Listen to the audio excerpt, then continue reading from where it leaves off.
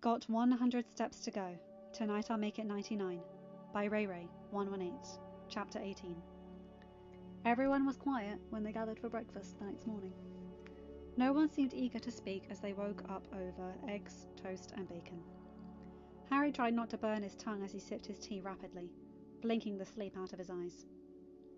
After they finished eating, Harry took a deep breath and stood up. His worried gaze sought out each of them around the table, before he nodded determinedly. "We can do this," he said simply. "We're ready. And one way or another, this ends today." Ginny stood up and made her way to his side, slipping her hand into his. "Let's make sure it ends in our favour," she replied. They all chuckled weakly before leaving the table and making their way to the entrance hall. Harry pulled out his medallion and signalled Minerva, before he pulled out several lengths of rope. "These portkeys will take us to the entrance of the secret passage. I made them yesterday." They all shared the rope between them, and a moment later, Harry activated the portkeys, and everyone disappeared from the comfortable castle. Harry had told Minerva a specific time, so when they got to the cave, they had to wait a while. Harry wanted them to be in position early, so that they were ready to act as soon as the Death Eaters left the castle. Shortly before noon, Harry signalled for them to put in their ear transmitters as he pulled out the Marauder's map and whispered the activation phrase. He bit his lip, his bright green eyes focusing on everything around him as he shifted into battle mode. "Is anyone there?" he asked. A moment of silence and then, "Harry, old chap, how absolutely spiffing to hear from you." Harry was pretty sure that was Fred, but it was harder to tell the twins apart if he couldn't see them. "Just jolly old chum!" That was the other twin, and Harry shook his head amusedly. Another voice chimed in, and Harry greeted Cedric warmly. "Thanks for helping us with this," he told the older man. He could hear Cedric's smile in his voice at his reply. "Hey, I'm happy to be here. You don't even have to ask." "What about shopkeepers and shoppers?" Harry asked, not wanting anyone to be caught in the middle of this. "The DA got the word out for people to stay at home," Cedric assured him. "There shouldn't be too many people doing their shopping today." "And we contacted several reliable shopkeepers," Sirius assured his godson, making his presence known over the transmitters. "We told them to open up and then go home, so it looks like they're available for business, in case the Death Eaters get suspicious." "Are we nearly ready?"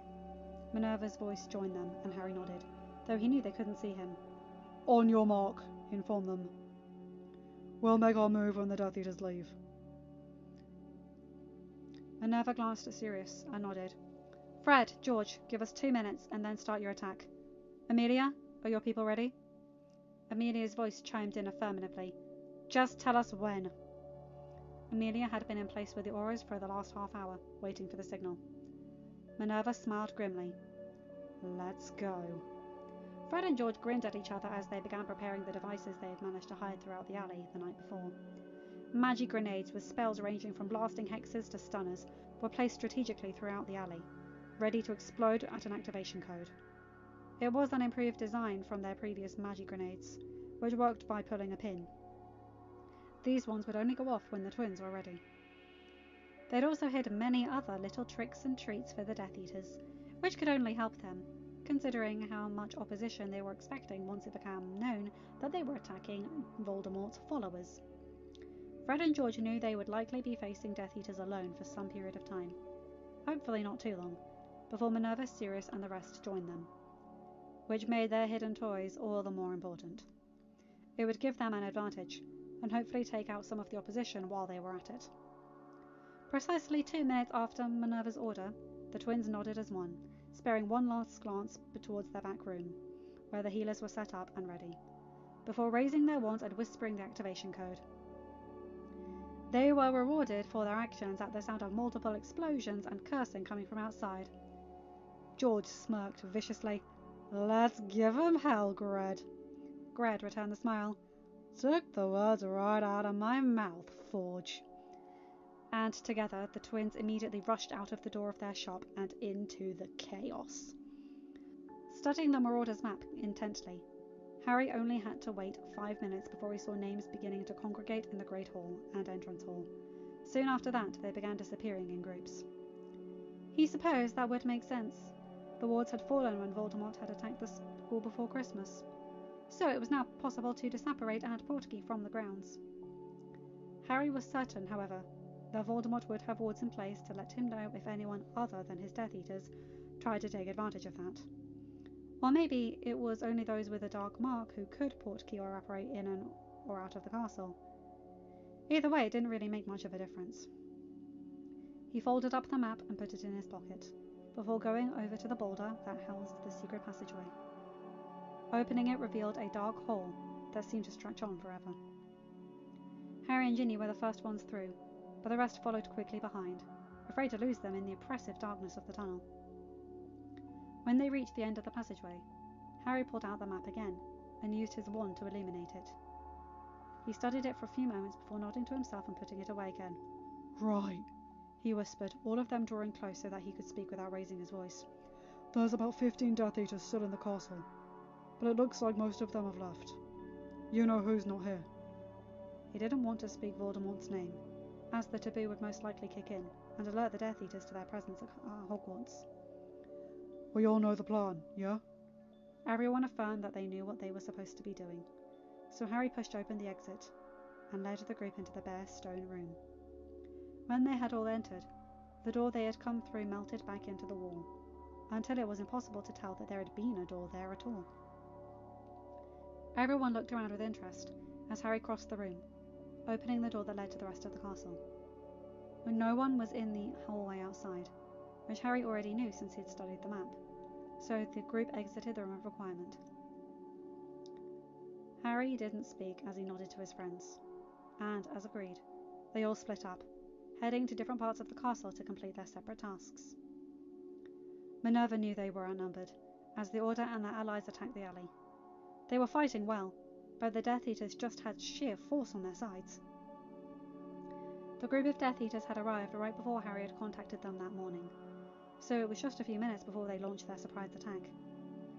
The Death Eaters only floundered for a moment before they were firing back, and, like that, the fight was on. Minerva dodged a sickly orange curse and then ducked behind a wall, catching her breath. "Harry, I suggest you hurry. I'm not sure how long we'll be able to keep this up." Harry's voice seemed grim across the transmitter. Just give us as long as you can. It's a big castle. Minerva rolled her eyes, but left her hiding place and engaged the nearest Death Eater. Amelia knew she and her group had surprise on their side, but that was pretty much it. The Ministry building was filled with Death Eaters and sympathizers, and she had only a small group with her. All told, she had as much of the Aura Corps that had escaped when the Ministry had fallen in December that she was able to get in contact with, which totaled nearly 30. Some Auras had been too badly injured. Some hadn't wanted to fight anymore. More had fled the country, or gone into deep hiding, and she hadn't been able to reach them. There was a guard at the employee entrance to the Ministry, but several Auras easily took care of that, and immediately began entering the building. The employee entrance could let in 10 at a time, and the visitors' entrance let in 6, if they squeezed. Amelia sent some of her group through the visitors' entrance, and the rest went through the employee entrance, waiting a few seconds in between to make sure they didn't land on top of each other. As Amelia had guessed, the Death Eaters were not expecting an attack that morning, so it took them a few moments to get themselves together. By the time they started firing back, all of the Auras were inside, and the fight was picking up. It was quite a bit of opposition, but what heartened Amelia was the witches and wizards who recognised what was going on and started attacking the Death Eaters as well. The lobby had descended into near chaos, with Death Eaters attacking the Auras, Ministry employees that hadn't felt the need to go into hiding under the new regime, either joining the Auras, joining the Death Eaters, or just trying to escape the madness. Frank and Alice had chosen to go with the Auras, given the choice between that and the alley. It was probably more dangerous, but they had worked in this building, and they knew it well. They wanted to help their fellow Auras, and Amelia was happy to have their assistance. The couple led a group through the lobby and to the lifts, heading towards the upper levels, while Tonks led another group in the opposite direction, and Amelia took the final group towards level 1. They all knew they were outnumbered, But as far as things went, Amelia thought they were holding up pretty well. At least Voldemort wasn't there. Yet. Ginny, Ron and Hermione quickly and quietly navigated the hallways between the room of requirement and the headmaster's office.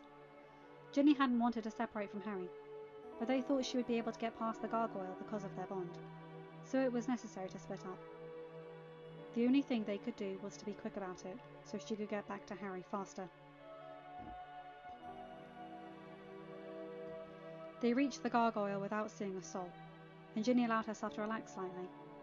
Not completely, just a little. She looked at the stone gargoyle and swallowed. "We need to get in," she said softly, not wanting her voice to echo in the silence. The gargoyle turned its head towards them, and seemed to study them for a moment, before it nodded sturdily and moved aside. Ginny wasted no time in leading Ron and Hermione up the stairs.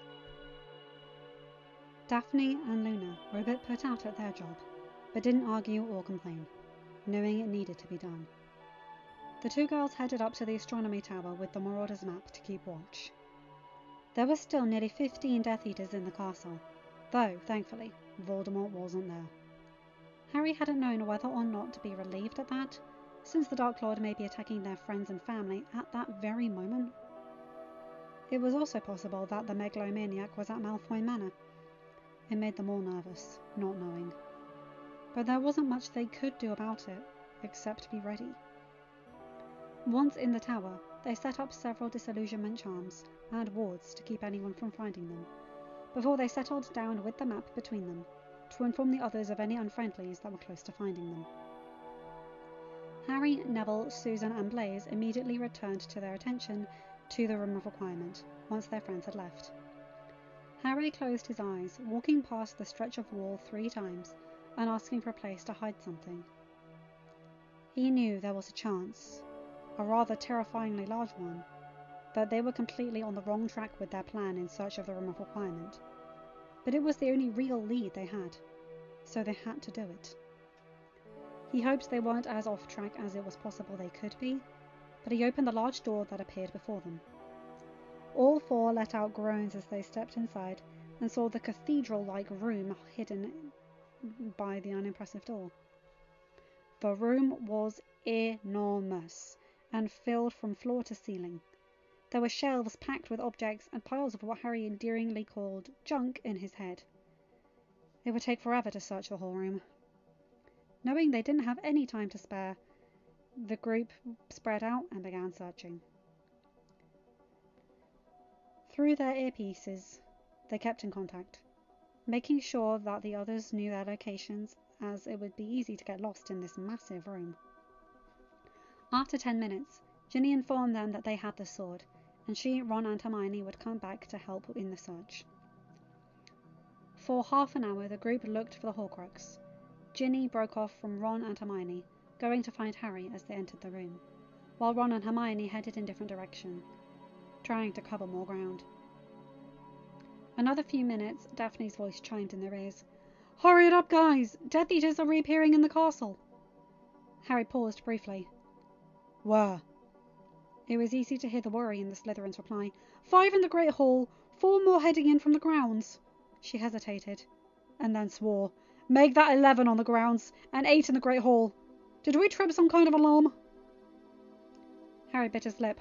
"Aunt Minerva, what's going on at the alley?" Minerva's voice was breathless, indicating she was hard at work. "Death Eaters are disappearing! Harry, what's happening?" Harry grit his teeth. "They must have received some order to get back to Hogwarts. We're going to need some help here." Minerva inhaled sharply. "We'll do the best we can, but there are still a fair amount of Death Eaters here. Be careful."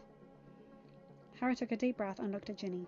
She nodded just once, and he smiled slightly. "Daphne, Ron, Blaise, Neville, go set up a perimeter 2 floors down. Keep the Death Eaters back, and give us as much time as you can.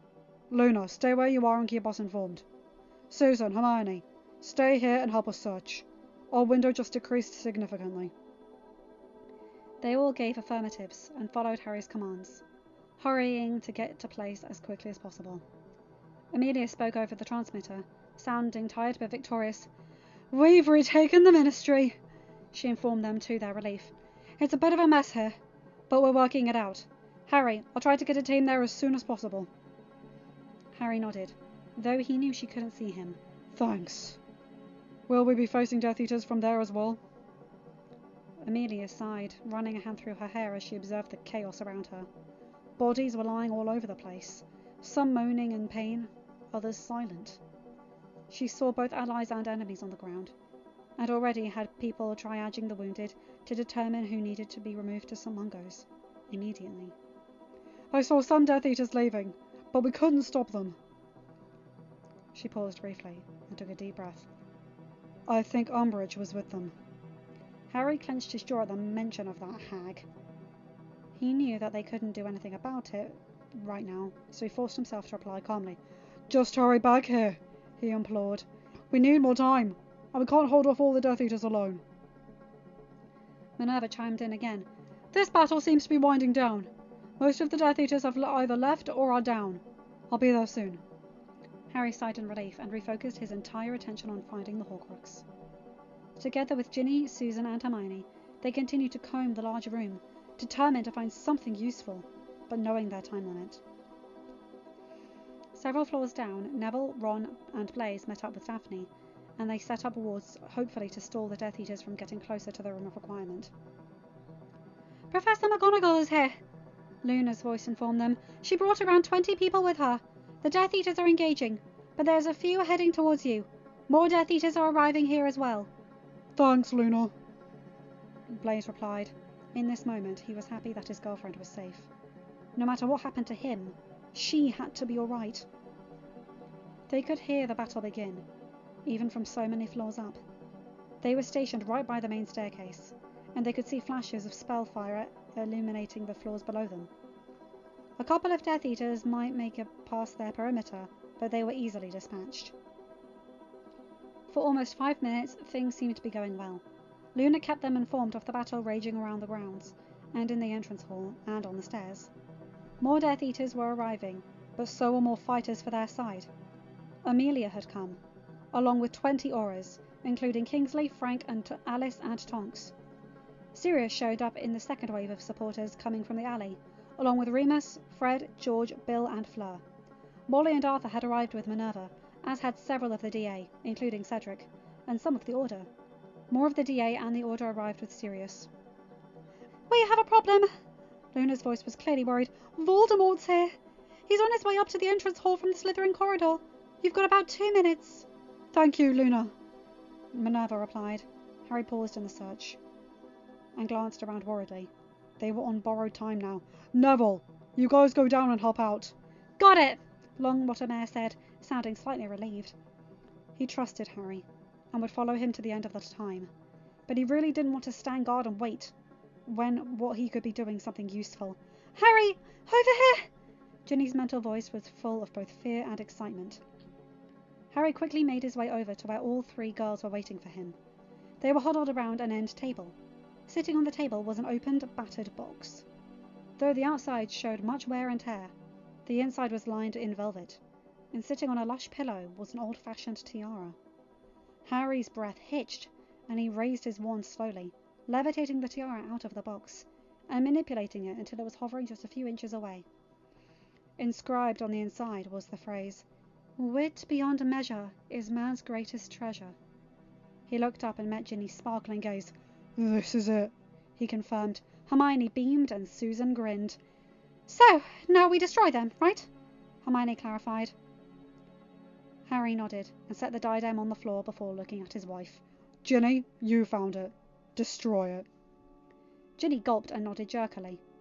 She took the sword that she held onto during their search and grasped it tightly with both hands. Harry stepped back, pulling Hermione and Susan with him. Ginny gasped as she felt an evil presence try to force its way past her clemency barriers. It was as if the Horcrux knew what was about to happen and was trying to stop it. With a loud cry, she swung the sword down and cracked the diadem in two. Something black leached out of it, and after a moment, Ginny made herself look away.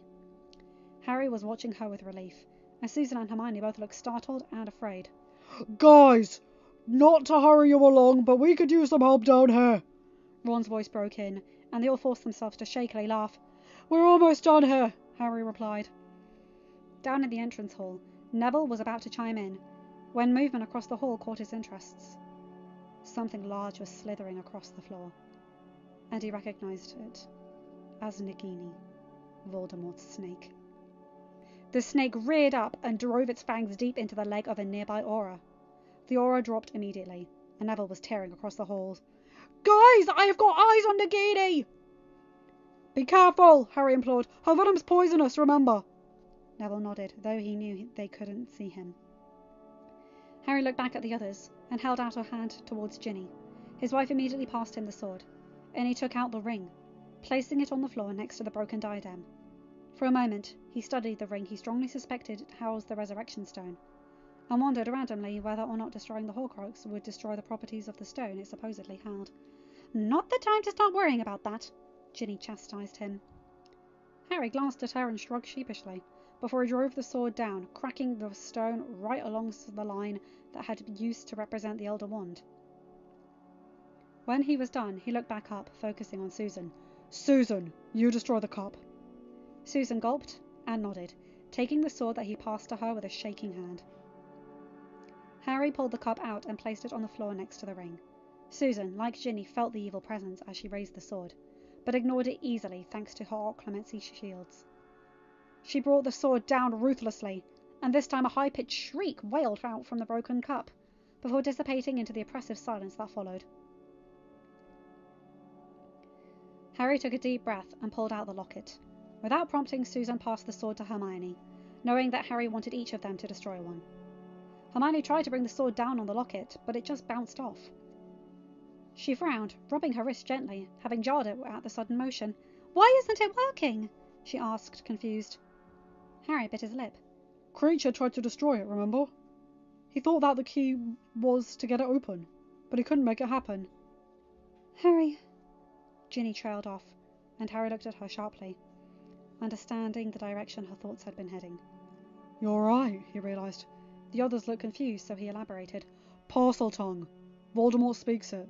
Slytherin spoke it. The key to opening the locket must be using parcel tongue." "But you lost the ability," Ginny said, disappointed. Hermione bit her lip. "What about your Phoenix abilities? Could you get through this the same way you got through the door at the Shrieking Shack?" Harry considered briefly. This wasn't exactly a ward, but it could be possible to get through it. He wasn't trying to destroy the Horcrux this way, just make it possible to do so. And the ward on the door to the Gaunt Shack had been a parcel tongue ward. This had to be similar. He furrowed his brow and held out one hand, concentrating hard. A soft glow began to form, brightening intensely, the same way it had when Harry and Ginny had brought down the ward protecting the Gaunt Shack. A moment later, the locket clicked open. Something started to rise up out of it, but Hermione didn't wait for it to form before she drove the sword into each side. The locket cracked loudly and began smoking. After a moment of silence, Harry gathered the broken Horcruxes and placed them back into the sack he had used to transport them to the castle. He shrunk the bag down and put it in his pocket. Hermione, wordlessly, handed the sword to Ginny. As she looked around the group, wide-eyed. "So this means—" Harry nodded. "Nagini, and then Voldemort." They all inhaled sharply, and without another word, spun around and made their way towards the exit. The fight they could hear as soon as they stepped into the hallway outside the Room of Requirement. They reached the entrance hall a few minutes later, and faltered slightly. The battle was clearly weighted in the Death Eaters' favour, despite the numbers on the light side had. The Death Eaters just had more. Voldemort was engaging Minerva, Molly, and Amelia, and was giving all three women a run for their money. On the other side of the hall, Daphne, Ron, and Blaise were facing off against Bellatrix Lestrange. Though the trio of seventh years were advanced, they were still working hard to keep the deranged witch at bay. She was slowly gaining ground, so Harry directed Hermione and Susan to go help them, while Ginny continued into the battle with him, picking off any Death Eaters they could reach. Ginny gripped the sword in one hand and her wand in the other, firing spells with a ferocity that she only really showed in battle or on the Quidditch pitch. A few Death Eaters recognized Harry's presence and were quick to inform their master. The Dark Lord glanced over at the teenager that had caused him so much trouble, but he couldn't let his attention waver. As he was currently occupied, and loath as he was to admit it, the trio of women was definitely making him work for his victory. Harry knew that he had to focus on the battle, so he couldn't worry when Ginny left his side, pulled away by a flow of fighting. He blasted away a Death Eater built along the same lines as Crabbe and Goyle, perhaps one of their fathers, and came face to face with the woman who had made the start of his 5th year incredibly difficult. Dolores Umbridge smiled sweetly. "Potter," Harry growled, and Umbridge's smile widened. "So glad I ran into you." "I did have something Harry decided not to wait for her to finish whatever sick speech she had been planning. He reached out with his left hand and flicked his wrist. The battle had already been partially destroyed the entrance hall, and there was a pile of stones and rubble all over. Harry's gesture caused several large pieces to fly over, effectively knocking Umbridge out and leaving her pinned. Should she somehow manage to regain consciousness? Not that Harry was worried. Judging from the size of the gash on her head, she wouldn't be in any shape to fight any time soon. She probably deserved worse, but Harry didn't have time to deal with her right now. So, with a grim smile, the wizard just clutched his wand tighter and jumped back into the battle. Neville was having his own issues. Nagini was surprisingly adept at dodging spellfire, or perhaps not so surprising considering the circumstances. He had tried everything, and still the snake evaded him. He was about to cast another curse when a reducto hit a wall behind him, and he fell under the weight of crumbling stone. He was unable to do anything, as he watched Nagini slither closer. The snake rose up slightly, its fangs bared, nothing but death in its intelligent gaze. With a cry, Ginny appeared as if out of nowhere. The sword of Gryffindor nothing more than a silver blur in her hands as she swung it down. The snake's head separated from its body, flying up before it landed a few feet away. With a few flicks of her wand, Ginny moved the rubble off Neville so that he could stand up, which he did so rather shakingly a moment later. "Thanks," he said, rubbing his arm gently. Ginny nodded and glared at the decapitated snake. "That's for my dad," she told it savagely.